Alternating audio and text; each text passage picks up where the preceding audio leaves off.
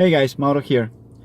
In 1947, there was a study about women. They were taking the electromagnetic fields from women that were healthy and women that had uterus cancer.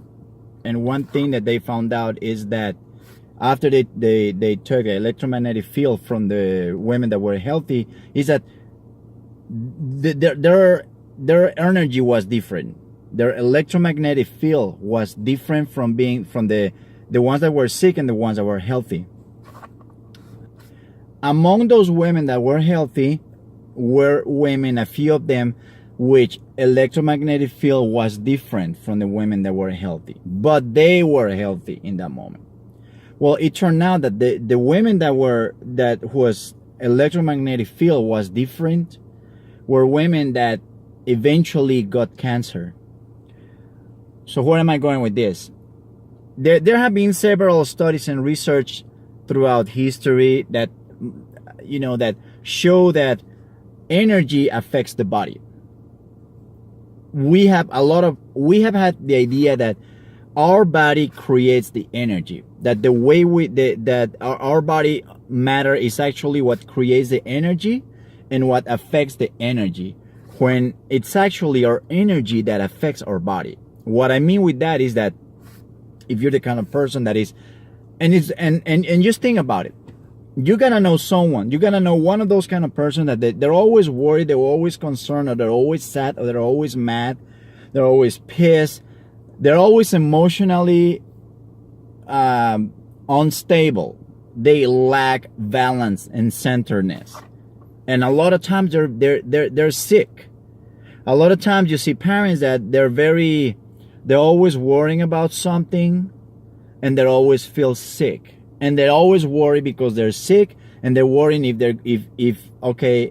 if I have the flu, I'm worried that I'm gonna that my kids are gonna have the flu, or that my husband or my wife is gonna. So what is one worry? It becomes a parade of worries. That's a law, guys. That's what is one. When you worry about the one thing, that is just a tree that is gonna have tons of branches. You're gonna worry about one thing after the other. You started with one what if, and that what if there's gonna go 2 and 3 and 4 and 5, and I mean it's just endless. So the energy that you create with your behavior and what's your emotional balance or lack of balance, it really affects the body. And that kind of energy is what's going from the energy. It goes from what your vibe, your energy, to the matter, to the body, to your heart, to your stomach, to your muscles, to everything. So that's one of the things that I teach in my tennis lessons, for example, that is so obvious, is when you're playing and you're fearful, when you're playing and you're super nervous and you're just emotionally unstable, you're a different player. You're a totally different player. When you're like that, you're another person. You don't behave the same way. When you're super nervous in school because of a test or something, you're not the same person. You don't think the same way. You're not as sharp as you usually are. I mean, there is so many things that change. And that worriness affects everything. I mean, it just completely throws off the balance in your body. That's what can get you sick. And that's what becomes all the worries, and that's what becomes all the problems, and that's what becomes just so many things going on in your head, and everything becomes negative. So the way you approach the situation is vital for the result or for how you feel. The people that I teach, I always tell them, when you're gonna hit the ball, let's say when you approach to hit that ball, you cannot be fearful, you cannot be scared, you cannot be nervous, you cannot be thinking if you're gonna make the shot or not. Just move towards the shot with authority, with commitment and conviction. And just let it, and once you make contact with the ball, and you just relax and let go. What happens, happens. But the change in your body, the change in how solid people hit the ball, it's just, it's amazing. It's, I mean, I really cannot describe how much of a difference it is just when you approach it and you say, okay, you know what, if you're gonna do it, if you're gonna jump in the water, at least make that jump epic. Don't jump just like I'm scared and you're gonna hit the water. No, I mean, whatever happens, whether you hit the water or you make a beautiful dive, but make it epic. Go with everything you got. You have the way you approach the situations in your life are dramatically affected by the way the way you approach it, by the way the state of mind that you have. So, like the people that I teach, don't fear the ball, don't fear the shot, don't fear the other guy, don't fear the court, don't fear the weather, don't fear if you're gonna mishit the ball, if you're gonna hit it with a frame, if you're gonna hit it on the net, or you're gonna hit the ball on. Just focus on inside your bubble and approach that ball and hit it with conviction, with commitment and authority. Like, okay, this is the best I can do, and you hit that ball, and whatever happens after, you have no control of that. You already did your part. But even if you miss it, even when you miss it, just knowing that you approach the situation the right way makes a big difference, huge difference. If you allow it, if you don't pay too much attention to the result, instead you pay attention to developing and changing your mind over and over and over. Every time you're gonna hit that ball, every time you're gonna have that test, every time you have to do that thing that scares you to death, every time you see that girl that you want to talk to, in the recess, or when you're out of school, and you don't do that, you do it and you approach it and just imagine, close your eyes for a second and say, which will be the most powerful version of myself? How will the most powerful version of myself move, talk? How will he behave? How would I behave? What will be my posture? Which way would I talk? Which kind of, even your self-language, which kind of words would I be using? Not only to communicate with myself, but communicating with other people. What kind of gaze? Are you really looking at people in the eyes, or are you just kind of jumping from one spot to another? The approach, just remember, you got to pay attention to the approach. You got to go with authority, you got to go with conviction, and you got to go with commitment. Another thing is you got to stop looking for guarantees that things are going to work. I think that we all have done it. Tons of people that say, oh, I really want to do that. And let's say that I want to learn to play the guitar. Or I go and buy let's say a DVD of guitar lessons on the internet. And when I'm about to buy it, I'm like, you know what? But I'm not sure if it's going to work.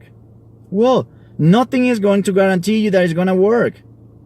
The course or the teacher, they can be perfect, but the truth is that in the end, it's up to you. Don't be the kind of person that wants to blame the teacher or the book when things don't go well.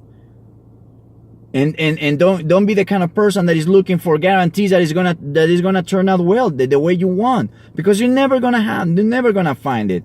You're gonna approach the situation, you're gonna approach that course, or you're gonna go and take that lesson with a teacher like a person that is totally scared and say, oh well, I hope it works. It's not gonna happen like that. Again, your mind and your body, they're not gonna respond the way they are not going to respond with the highest version of yourself. This is like the guy that is a seller, and when he's on the store, he approaches people and say, hey, how you doing, guys? You wouldn't want to buy one of these, would you? I mean, Jesus, man, really? Is that how you're gonna approach it, like fearful? If you want to do it, go all in. Just go all in. Don't hold back. That's the only way. People want to find, especially when we're young. When you're young, I'm not that young anymore, but remembering when I was young too, I had that thing that, oh, I wish, I wish I knew what gives me the best chances of this happening. I will go to a party and I see a girl and I wanted to ask her for, she wanted to dance. Oh, how should I say it? When should I say it? What kind of song? Looking and thinking which is the best way so I have the highest possibility that things happening. Just do it. Just do it. You just gotta put yourself together and you got to focus on your approach. That's it. You just focus on your approach. If things don't turn out, too bad. Next, let's go, move on. Don't dwell on it. Don't dwell on it. I always tell people that I teach. I say, when you miss a shot, there are three things that you want to think of. You learn. Let's say you miss it. Whatever you did wrong, anything, test, sports, whatever, you miss it. It didn't go well. You learn from it. You let it go. You don't dwell on it. And you move on. You learn from it. You let it go. You move on. That's it. And when you're ready again, boom, next. If you're in a party and you wanna ask a girl for dancing, hey, you wanna dance? No. All right, next. Probably the next one next to her. Hey, you wanna dance? No. Next one. Wanna dance? You just move. You just gotta move on. Don't dwell on it, because the longer you stay, the longer you're keeping in your mind, just processing your rejection or your failure or whatever you want to call it, the worse it looks, the bigger it looks, the more convinced you are that you suck. So you gotta learn, you have to learn to try things and say, okay, you know what? If it doesn't work out, you gotta learn, let go, move on, boom, next. And you gotta remember that the longer you take to take action, to do it again, all that time is usually gonna be bad self-communication. You're just gonna be telling yourself a bunch of bad stuff.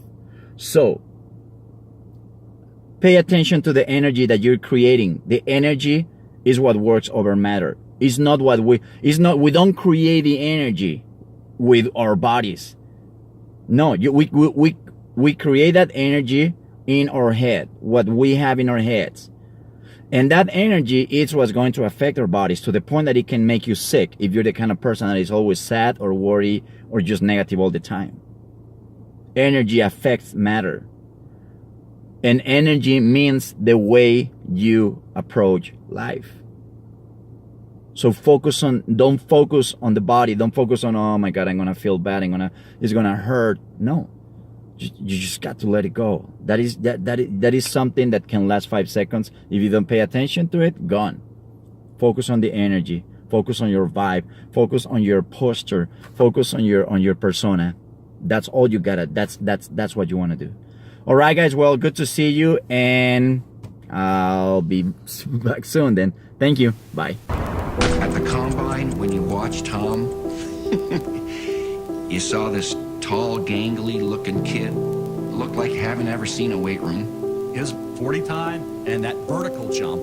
In 32 years of doing this, we talked about 576 quarterbacks. He was number 576. Does he wow you throwing the ball? Mm-mm. There were some other guys that could shoot it, and he had just an okay arm. He didn't get drafted till pick 199.